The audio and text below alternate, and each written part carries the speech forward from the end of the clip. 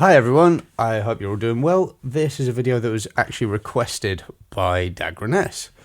Now we're going to have a look at my Deluxe reverb settings from the delay demonstration video that I did the other day. And I thought this was a good chance to have a look at my philosophy in terms of setting up an amp EQ. Now it changes from amp to amp, but this is how I arrived at these settings. So the drive's at 4.3, the bass is at 4.3, the mid is at 7, and the treble is at 4.5. And we're going into the Creamback 112, 57 dynamic on the cap edge, and I think everything else is stock, but you can see there. Now this is a really good starting point, I think, as there's enough compression and life happening in the amp that means you can kind of push it wherever you want to go. Now I'm just going to play on the bridge pickup. That's just the amp, no reverb, no nothing.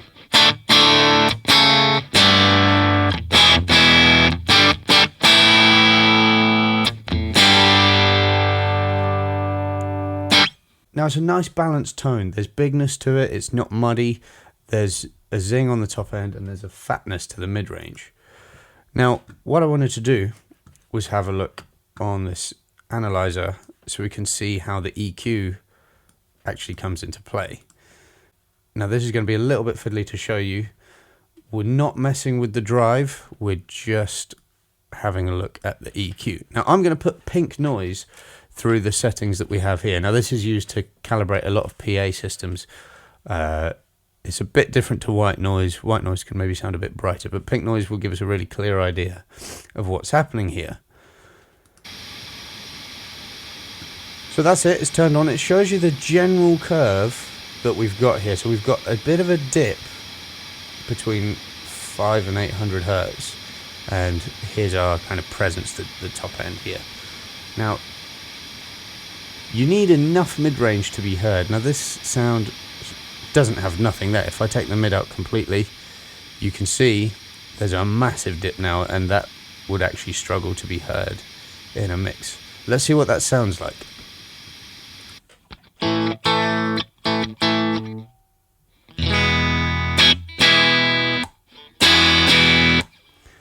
So you can hear it's the same amp, but it's kind of like all the meat has been stripped out of it. Now let's bring that back up to 7. Suddenly it's a lot fatter. So yeah, on a real Deluxe reverb, I believe it would be set around here anyway, around 6.8. Because we don't have a mid knob on a Deluxe reverb, but it's set internally. You can do a mod to change that, but we'll go with this for now. Now let's put the bass all the way up.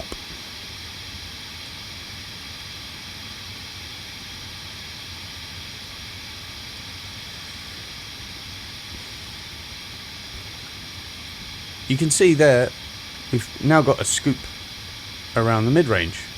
So it's finding that balancing point where the bass sounds full, but doesn't start to eat up the mid-range. So you can see there, if I take it all the way out,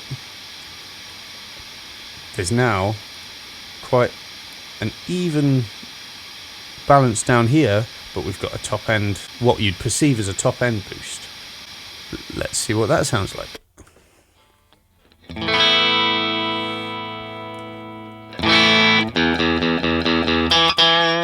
It's very bright, and you can hear that the lower mids have taken over from the fundamental, so you don't get that real thump that you get if you have a bit more bass in the signal. So we're going to go back to 4.5. Now this control, the treble, probably does the most unexpected things. Now we've got the pink noise back on. Watch the low end as I take it to 0.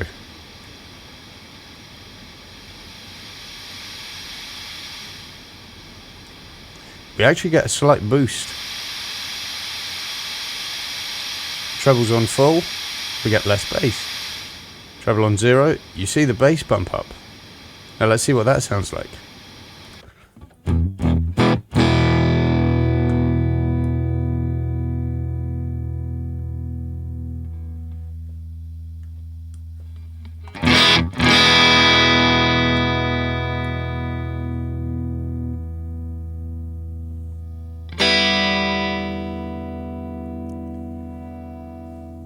You can really see it there.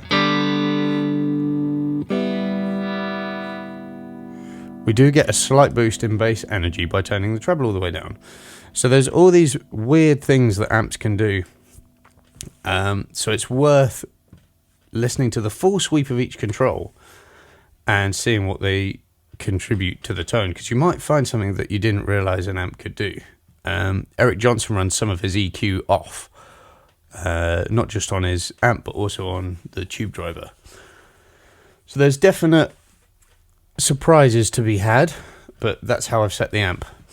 Then I always leave this on. If we have a look at the rest of the signal chain, kinky boost with the drive just set at 2, there's no boost, but you can turn the bright switch on if you want. I've got it off at the moment, but I guess depending on how much top end clarity you want, you might want to turn that on. So now that's with it. Without, just gives it a little bit of bigness. And then for the high gain stuff, we've got this tube screamer, which actually fills in that hole I was talking about between 500 and 800 hertz. I had it set like this, I think. And this will let you do a lot of the rocky stuff, give you a big sustaining rock tone.